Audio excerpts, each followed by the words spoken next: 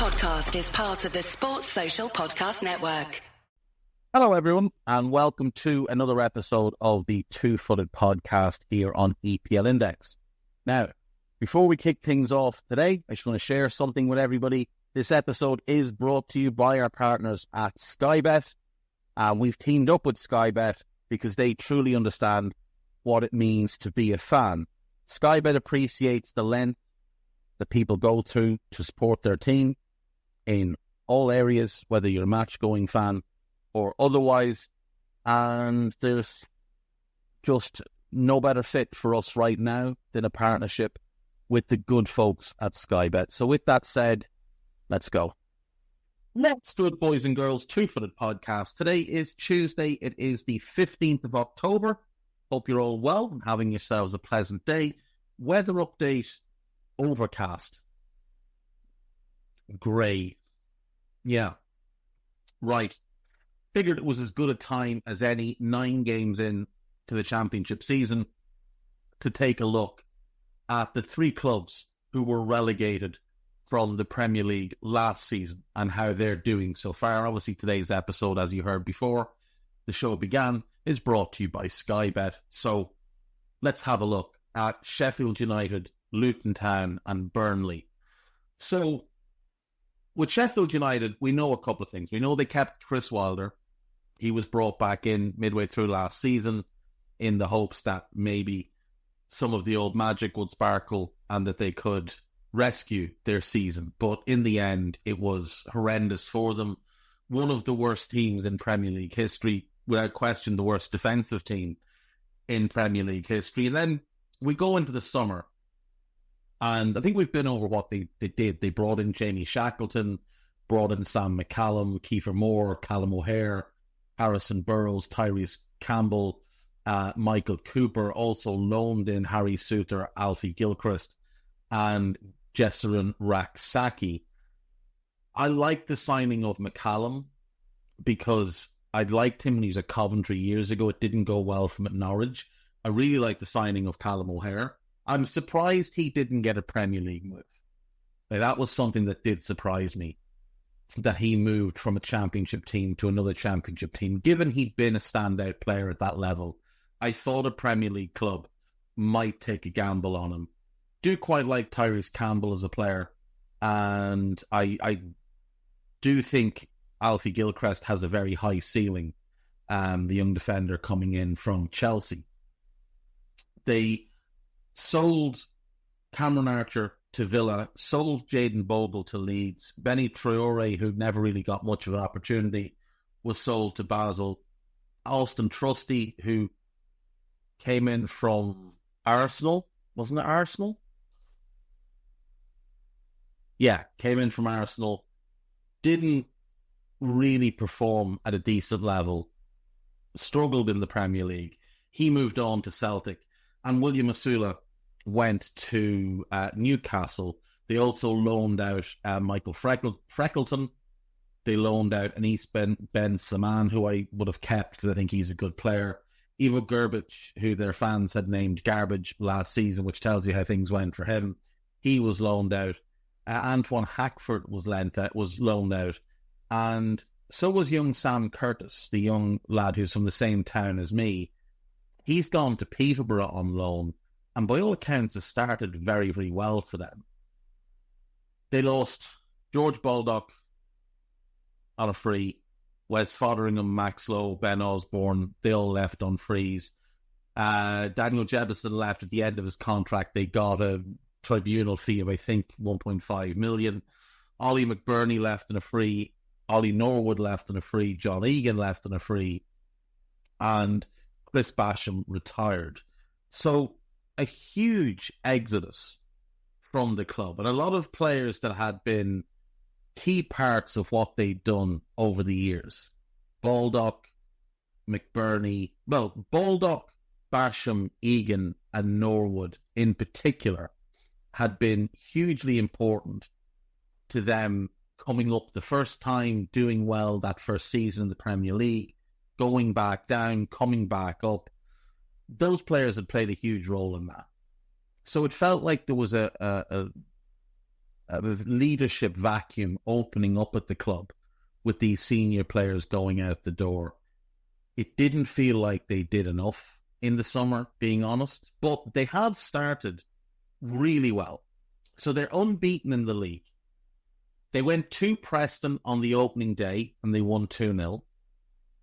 They drew at home with QPR. They went to Norwich and got a draw. They beat Watford at home. They beat Hull away. They beat Derby at home. Went to Portsmouth and got a draw. And in the last 2 games, they've beaten Swansea and Luton. So 9 games in, 6 wins, 3 draws. You couldn't really have asked for a better start for them. But the more impressive thing is the defensive record. Again, last season, the worst defensive team in Premier League history. This season, they've only conceded 3 goals. And they came in 2 games. So you're looking at 7 clean sheets against Preston, Watford, Hull, Derby, Portsmouth, Swansea and Luton. The only teams that scored against them, QPR and Norwich. The Norwich game was away. They only conceded 2 home goals, 1 away goal. That's really, really impressive. Now, it hasn't been the toughest schedule, and their schedule does get a bit more difficult now over the next 9 games. You're looking at Leeds away, Middlesbrough away, then Stoke home, Blackburn away, Bristol away, Sheffield Wednesday home in the Derby, Coventry away, and then Oxford at home. So that's a tougher run of 9 than the 9 they've just been through. But ultimately, you can only play who's on your schedule. You can only beat what's in front of you. And that's what they've done. They've gone out and they've won these games. And they've won them not in impressive fashion of going out and blowing teams away, but they've won them in a manner that's sustainable by focusing on not conceding goals. If you don't concede goals, you're guaranteed points. And it makes it much easier to win football matches. It's much easier to win a game 1-0 or 2-1 than it is 3-2 or 4-3. And last season, they averaged nearly 3 goals a game conceded. So they were going to need 3 goals a game to get a draw. This season, 1 goal a game is going to win them 7 of the games they've played so far and get them a draw. If they'd only scored 1 goal a game, they would currently be sitting with 6 wins, 2 draws and 1 defeat at 1 goal a game. That is sustainable. And a big part of that has been just how impressive they've been defensively, with the new players coming in and helping out that defence. Harry Souttar struggled at the Premier League level. His lack of pace was exposed. But at the Championship level, it's not an issue. At the Championship level, he's playing very, very well. Ahmed Hodzic struggled a little bit last season with the physicality, being asked to be that lead defender. Next to Souttar, he doesn't need to be. He can be more the sweeper type, and that suits him more. He's more of a ball player. And he's playing outstanding football right now. Harrison Burrows, who they brought in on a free from Peterborough, he started the season really, really well for them at left back. And then Alfie Gilchrist is playing exceptionally well for them at right back. And that back 4 is functioning very, very well. And it's been vital to them that Gilchrist has made 8 starts, Burrows has made 8 starts, Ahmed Hodzic has made 8 starts, and Souttar has made 7 starts. So there hasn't been chopping and changing. McCallum has started once, Jamie Shackleton has started once, and Jack Robinson has started once. Austin Trusty played 1 game before he was sold. They haven't needed to chop and change. They've been able to roll out the same defence game after game, and that's been vital. Adam Davies started 2 games before being replaced by Michael Cooper, who they brought in from Plymouth. And Michael Cooper had been at Plymouth for 7 years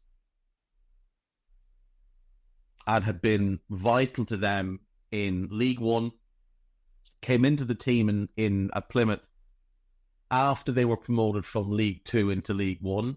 He became the number one the first year in League One, was excellent then the next 2 years, helped them get promoted into the Championship, did lose his spot last season and became available in the summer, and Sheffield United were more than happy to give him a new home. Still only 25, a lot of talent. I think that's going to prove to be a pretty good signing for them in the long haul. The midfield, again, you're looking at consistency. You're looking at the same players being able to start regularly. Vinny Sosa has started all 9 games. Callum O'Hare has started all 9 games. Gus Hammer has started 8 and come off the bench in the other. And Ollie Arblaster has started 6. He's the academy player that kind of made his first breakthrough last year for them. And he's looking very comfortable in the team. So they're able to put out the same midfield over and over and over again. City Peck has started 3 games. Andre Brooks has started 3 games. Both those players also play in attacking roles for them. Raksaki has started 5, come off the bench in 3, and Kiefer Moore has started 8 and come off the bench in the other one. Now, he's only got 1 goal. They could do with him getting some more goals for them just across the course of the season. But his performance level has been decent. He's holding the ball up. He's giving centre-backs someone to occupy them. He gives them that out ball, because when they're under pressure now, they can just launch it long and know that he'll compete for it, and know that the wide players and the support players will get up and allow them to get their defensive line out. Last season, what we saw far too often with Sheffield United was that they cleared the ball, and before that defensive line could step out, the ball was coming back at them. This season, with Moore up front, there is just that presence, that player who's able to hold the ball up, hold a defender off, and give them 15 seconds just to get out, just to step the line up, so you're no longer all hands to the pump, throwing yourself in front of shots on the edge of your own box or in your own box.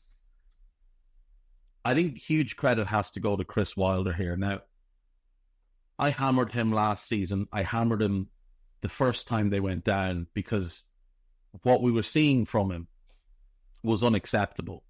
A refusal to adapt his ideas. What we're seeing this season is a coach who's adapted his ideas. This does not look like the Sheffield United team that we think of when we say Chris Wilder's Sheffield United. They're stronger defensively. They're more pragmatic. They're a bit more agricultural at times. But it's working really well for them. And right now, they have to be happy. They're second in the league, level on points with Sunderland. They've got by far the best goal. They've got the best goal difference in the league, a best defensive record in the league, I should say. They're the only unbeaten team, but I think the only unbeaten team in the whole league. They're certainly the only unbeaten team in the top 6.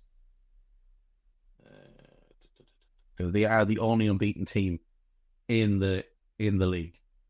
Again, like I say, they could score more goals. You've got a number of teams that have scored the same or more than them.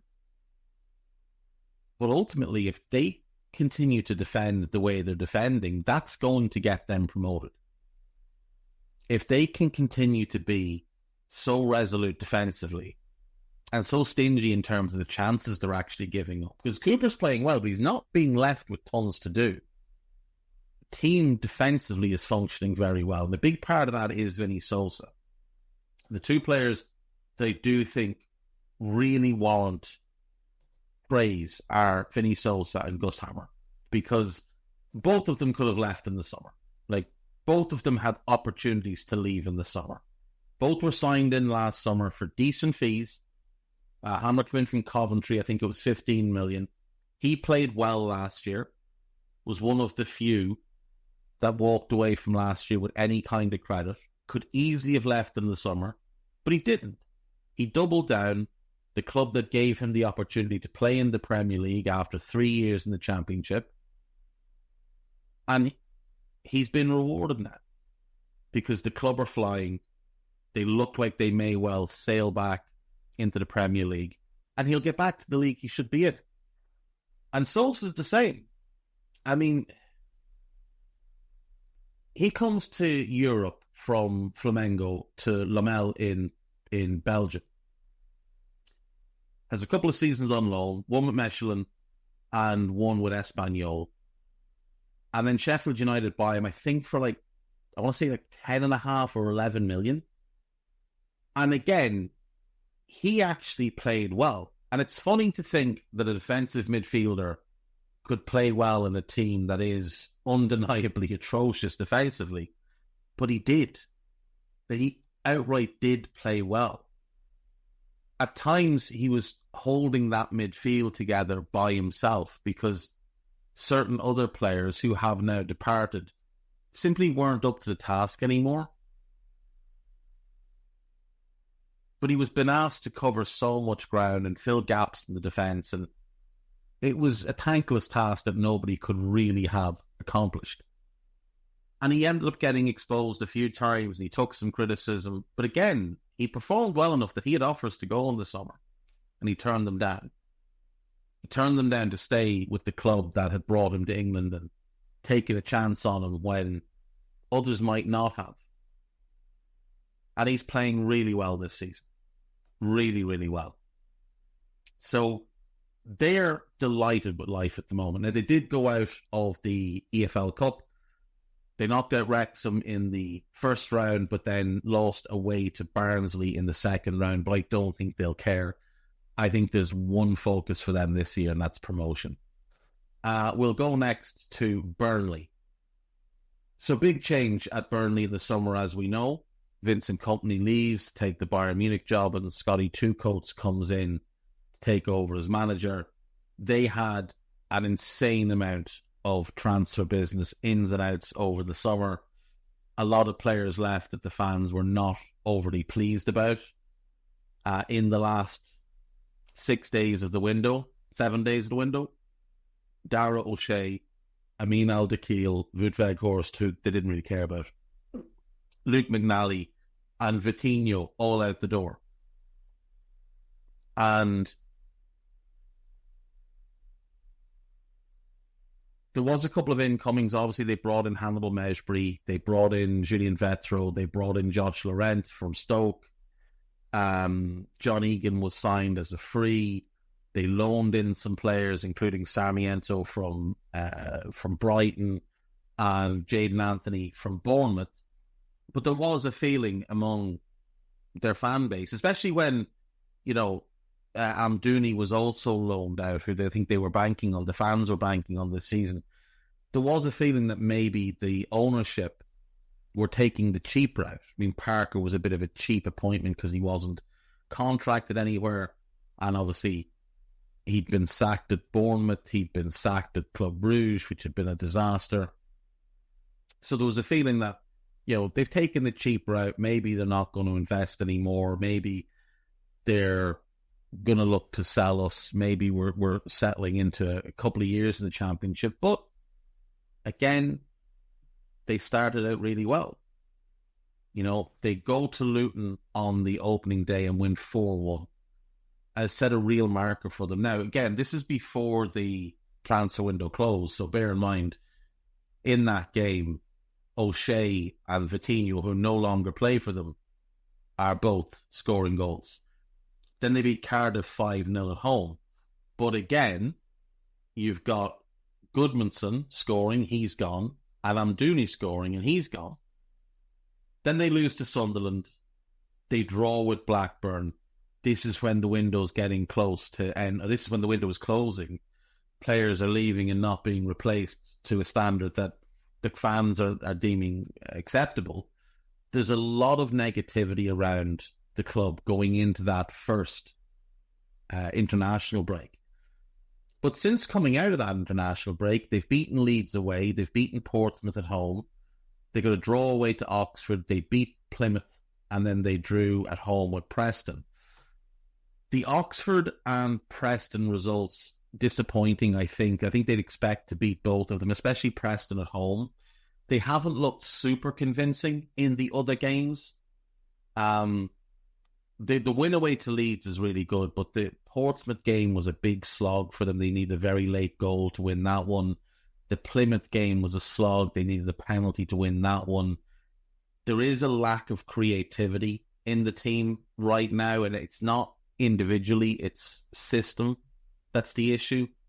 But Parker, while I might mock him because he wears 2 coats and he wears 1,500 quid cardigans with sleeves that aren't long enough, he has gotten teams promoted from the Championship twice.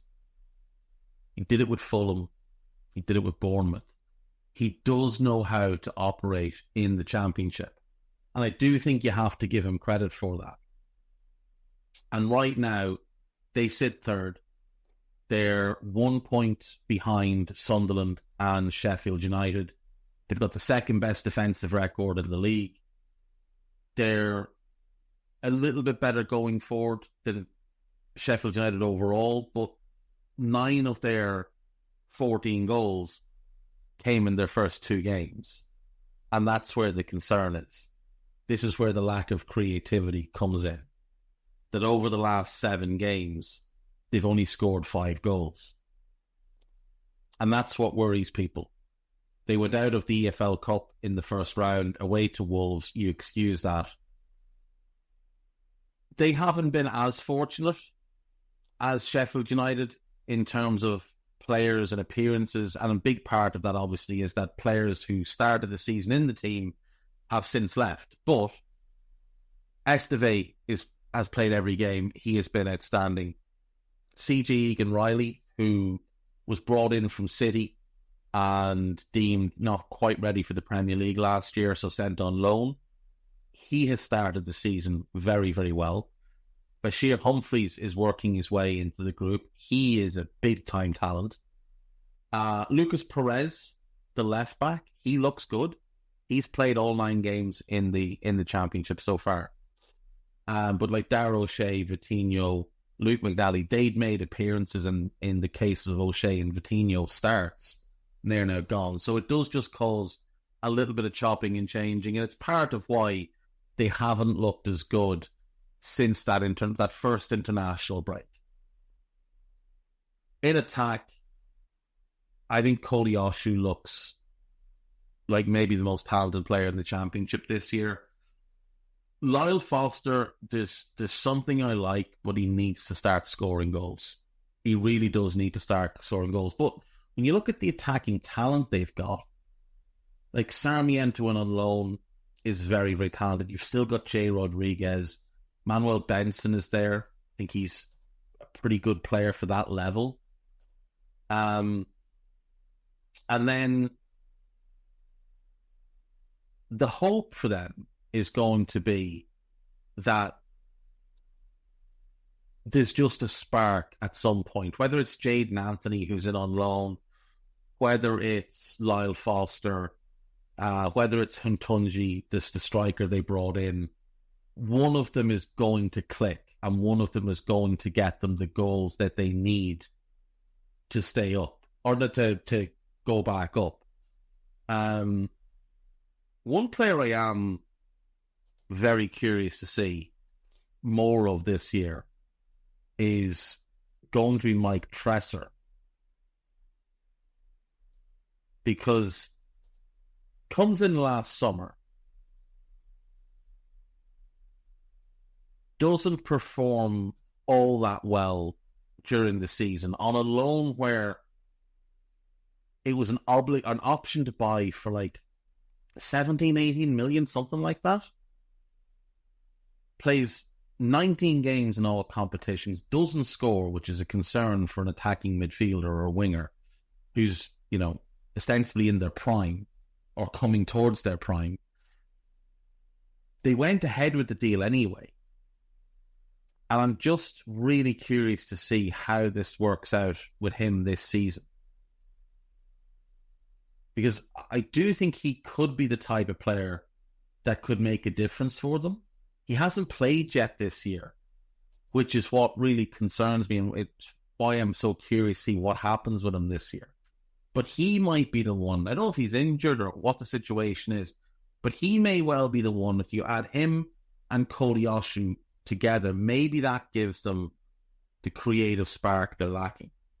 The midfield is hardworking. It's a by-the-numbers midfield. Josh Brownhill, Josh Cullen, and Hannibal Mejbri. There's not a ton of creativeness there, but Brownhill can get you some goals. Cullen can keep things running. And Mejbri adds really good energy. You've got Josh Laurent. You've got Hanno Masengo, like two talented players that I think can add something. Zion Fleming, who's in on loan from Millwall, I think he's a player that could maybe be another one that sparks for them. We'll see. They know they've got a talented goalkeeper in Trafford, but all things considered, I think there's enough potential there for them to be confident. I do just hope that we see the attack start to click. If not, it could be a long season for them. Again, defensively, they have been strong. So like with Sheffield United, maybe they can ride that out. And again, with Scott Parker, he has shown he knows how to win in this division. He knows how to get teams promoted. Finally, then, is Luton, and they're the one team that have not done well. So, in the summer, Barkley leaves, Albena leaves, Andros Townsend leaves. They loan out a couple of players. Gabriel Osho leaves on a free. They bring in Shandon Baptiste, Druel Walters, Mark McGuinness, Liam Walsh, Lamine Fane, and Victor Moses, who I had forgotten was still playing. Results have been a disaster. They get hammered by Burnley. They draw away to Portsmouth. They lose at Preston. They lose at home to Luton. They do beat Millwall. They do beat Sheffield Wednesday. But then they lose away to Plymouth. They draw at home to Oxford and then lose away to Sheffield United. So 8 points from their 9 games. 10 points already off Burnley. 11 points off Sheffield United. 21st in the table. 1 spot outside the relegation zone. This is not where they had planned to be. I talked about it all the last season. The clear plan for them was they were going to come up into the Premier League and they were going to build a good championship team. And if they went down, they were going to have that team in place and they were going to take a crack at coming straight back up. And thus far, it has not worked out for them at all. They did also go out of the EFL Cup to QPR in the second round on penalties. I wonder how much pressure Rob Edwards is under internally. I feel like, given how incredibly well he did to get them up, and it was clearly a club plan, not a Rob Edwards plan to approach last season the way they did, I wonder if there's an agreement with him, like, look, we're all in on you, we're committed to you, turn this around and get us going in the right direction. We have no plans to make changes. But ultimately, football is a very cutthroat business. And you could easily see them decide to make a change. Now, he'll have no problem finding work. He'll get another job whenever he wants one. But this is not where they envisage themselves at all. And look, at the bottom line with Luton is, if they can be sustainable and steady in the championship, they're most likely going to be happy enough about that internally as a club, given what they've been through over the past 10 years. That's more than likely fine for them. But Edwards has Premier League ambition. Some of the players have Premier League ambition. And the fans got a taste of that Premier League. And I reckon we'll want more of it. Now, maybe not. Some might be very happy in the Championship. You see this a lot with fans from clubs in the EFL, that they're just happy out in the Championship. It's exciting. You go to cool grounds, and the older grounds, they're not as sterile, they're not as, they're not for entertainment, they're just for the football. You're not going there for the food, you're going there for the football. And yeah, it might mean you have to go and take a leak behind a port cabin, but you're happy out because it's got that authentic feel to it. They haven't had as much stability in their team, but there have been certain players that have played quite a lot. Adebayo has played every game up front. Heat-Chong has played 7 of the 9. But Carlton Morris has missed 3 games, and he's obviously very, very important to them. Adebayo not scoring thus far this season is a major red flag, though. Kaminsky's played 8 of the 9 games. The defence, there's been a bit of chopping and changing, players coming in, players going out, but I think they'll settle in. I do think we'll see Edwards turn this around, and I do think we'll see Luton start to go up the table. The midfield is the one area that does concern me. I just think there might be a lack of quality. They brought in Tom Grouse, obviously, to replace Barkley, and he is a good player. If he settles quicker, maybe that can be a big difference maker. They've got to keep Marvelous Nakamba fit, is the other big thing. They've got to keep him fit. His energy and ball winning in that midfield is vital to them. It feels like they're lacking a little bit of pace in attack. Albena was their outball last year. Townsend added pace when he came into the squad. They don't have that this year. I don't feel like they've got that outball. That player that can get them 20, 30 yards up the pitch. So that's a concern. But look, it's 9 games in. They're only 10 points off third. There are ways to look at this where it doesn't seem as doomy or as gloomy. But it is going to be very disappointing for them, considering it felt like they had the clearest plan of all 3 teams. It just hasn't worked out for them.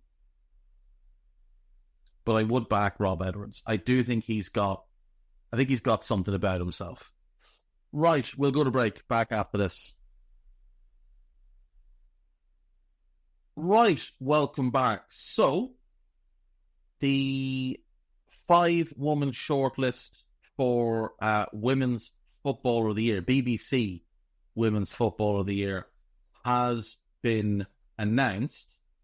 So first up, we have Barbara Banda, who plays for Orlando Pride and Zambia, and she is the first player to be nominated. She scored 12 goals in her first 12 games playing in the National Women's Soccer League for Orlando Pride.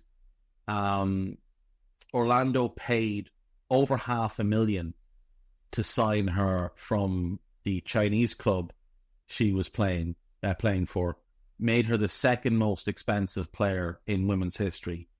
Funnily enough, the 2 most expensive players in the history of women's football are both Zambian players, which I don't think anybody would have expected 5-6 years ago. She made her name at the Olympics in 2021, then played very well at the World Cup. She is a natural goal scorer. Great instincts, great finishing ability. Her movement is exceptional. You can tell she's somebody that puts a lot of time and effort into studying defenders and studying the game and picking up bits and pieces from her peers, both male and female. So she's the first one in. Then we have Aitana Bonmati, the midfielder of Barcelona and Spain. Just an outstanding player. Just a truly outstanding player. When you watch women's football, it's obviously different. It's a different experience to watching a man's game. But there are sometimes you see players and you just think, you wouldn't make it in the men's game because of the physicality, but you have that level of talent about your game. And she is like that. She is like that. And Pep Guardiola said that she's the women's Andreas Iniesta, and I think that's perfect. I just think the game goes through her in a way you don't see regularly in women's football. Like, she impacts the game in so many different ways with subtle movement, simple passing. Like, she's not drilling 40-yard passes. She's not lofting balls into space. These are simple passes, clever, opportunistic moves to attack space. And I talked about this when I talked about Iniesta last week. That ability to find, manipulate, and control space is so rare and so valuable, and she is exceptional at it. And I would be hard-pressed to think of a better women's player that I've ever seen than her. Next up then is Naomi Germa of the San Diego Wave and the US women's national team. She is a defender and viewed by quite a few people as the best female defender on the planet. Emma Hayes said she's the best defender she's ever seen, and Emma Hayes has seen some pretty good ones over her career. She was incredible in the Olympics. Absolutely incredible. Her defensive work is unmatched. She's really good on the ball. She's a vocal leader. I think this is another player that's going to go into the history books as one of the greats. Genuinely just seems to have a level of understanding that's above those around her. And you hear it from her teammates, you see it from the manager, just talking about how, as a defender, she's head and shoulders above the rest. Caroline Graham Hansen, the winger for Barcelona and Norway, is up next. She's just a production machine. Goals, assists, beats people for fun, creates chances for others. Really, really good finisher.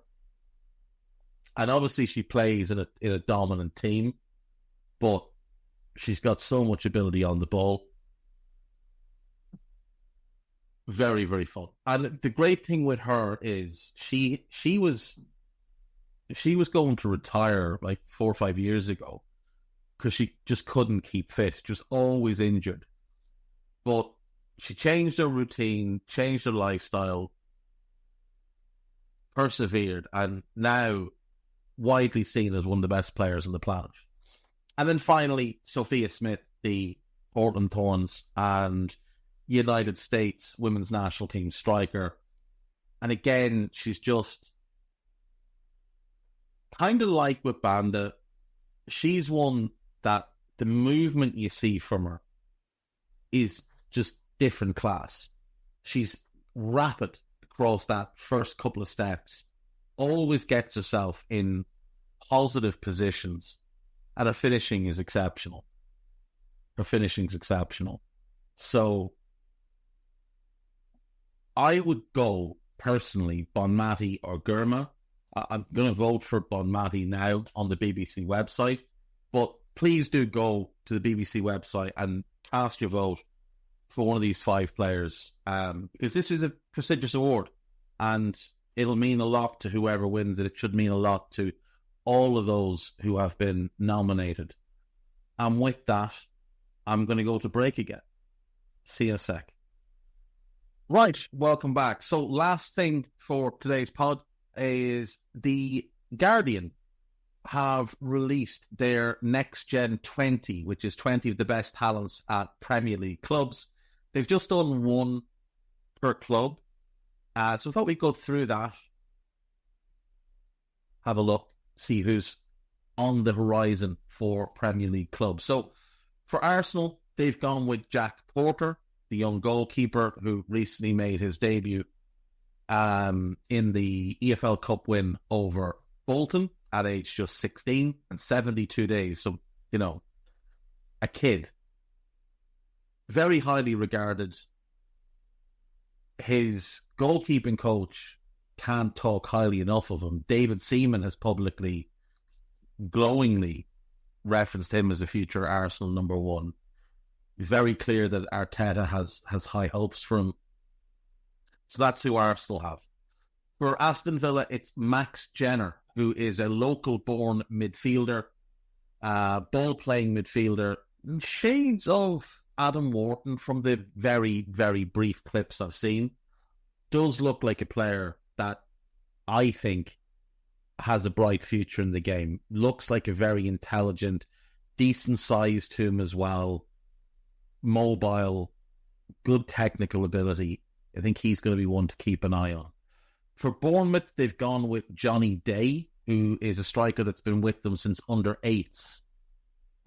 Described as sharp, clever, and an effective operator.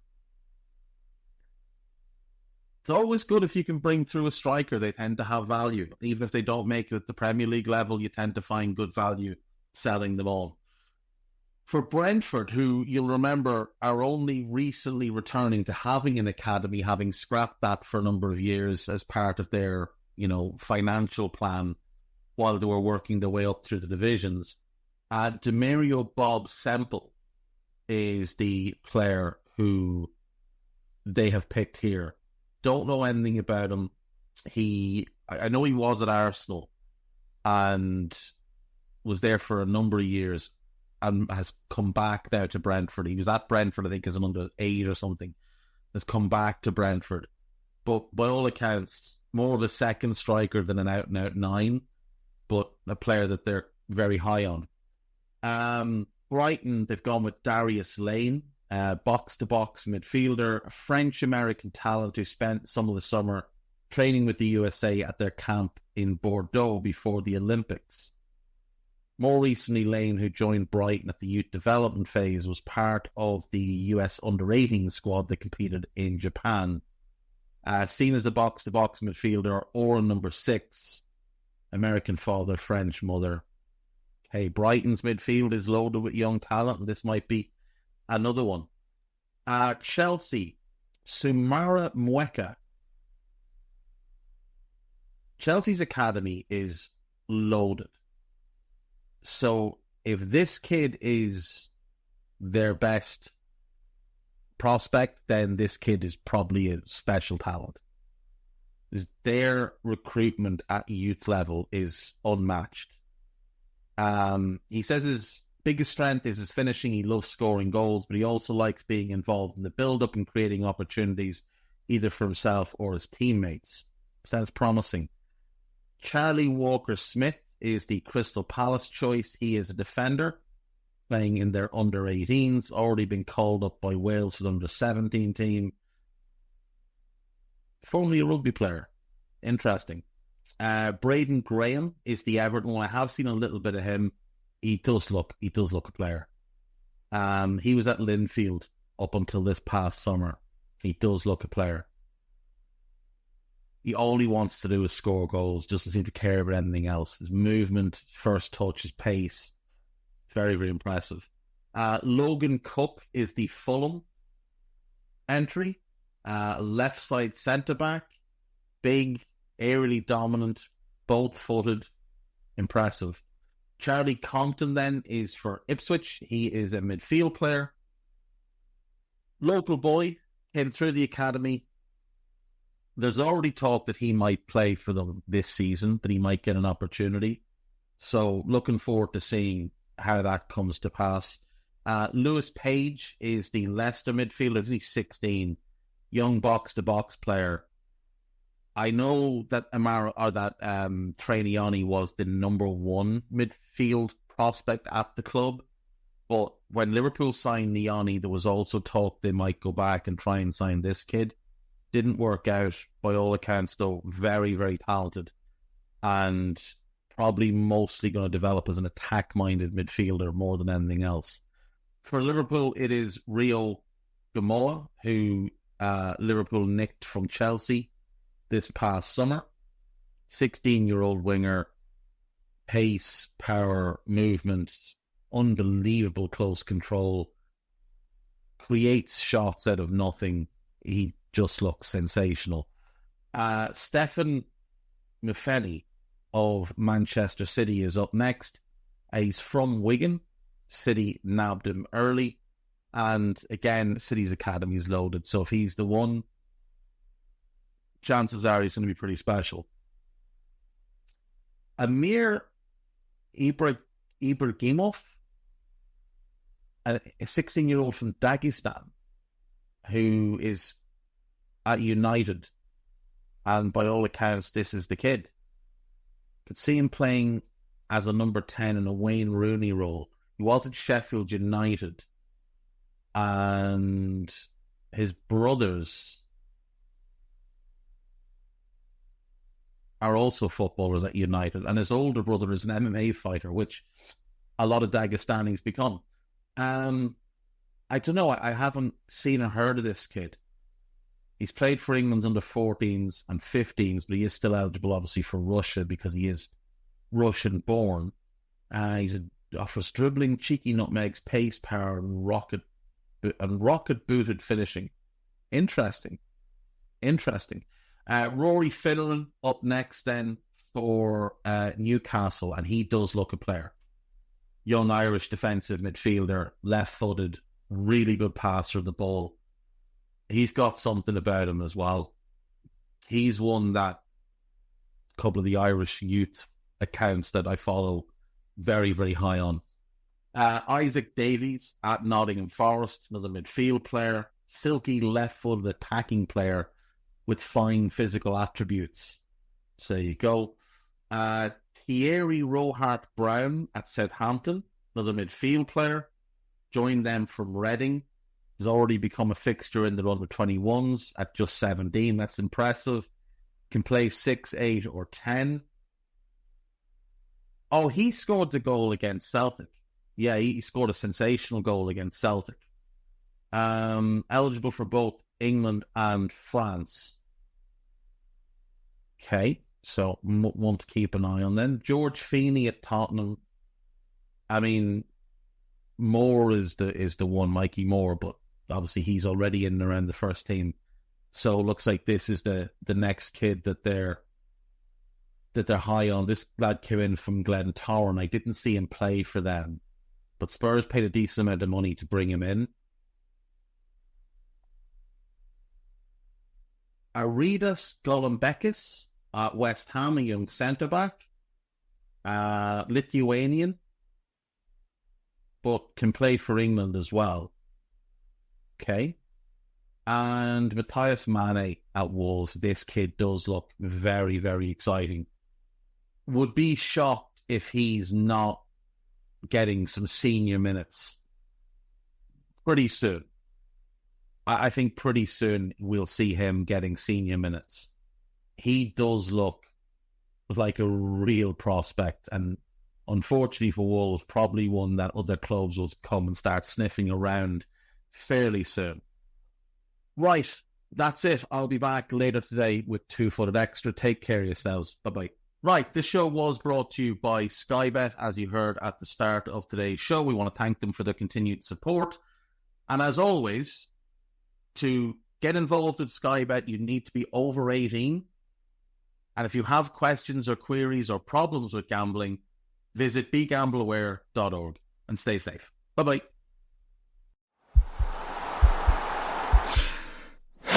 This podcast is part of the Sports Social Podcast Network.